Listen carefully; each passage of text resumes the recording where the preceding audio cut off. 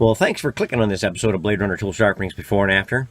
A gentleman just brought me this French sabatier. It's all carbon. It's fairly old. So we're going to clean that all up. And, oh, lordy, look at that. We have a ski slalom going on there. And we got a bad tip. Woohoo! We do have a work cut out for us on this one here. We're going to try to get as much of that rust off of there as we possibly can, and we'll straighten that out and sharpen that up, and we'll show you our results when we return. Thanks for hanging in on this episode of Bladerunner Tool Sharpenings Before and After. That French sabatier knife I was showing you a little bit earlier, well, I did finish that up.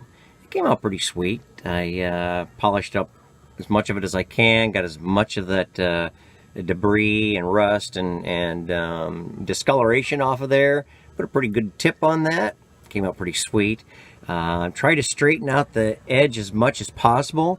It had quite the dip, so in order to take off the least amount of material as I possibly could, I didn't quite get it completely straight because he came back and he said this is his wife's favorite knife. So I didn't want to take any more material off than I had to. So it's still got a little bit of an arch there, but I think that'll be okay for now. Next time they bring it in, I'll be able to straighten that out and keep it straight. And that is what makes the world go around here, Bladerunner Tool Sharpenings Before and After. Hope you enjoyed this video. Hey, give us a like and share our Facebook page, like and subscribe to our YouTube channel. And remember, with Bladerunner, there's never a dull moment.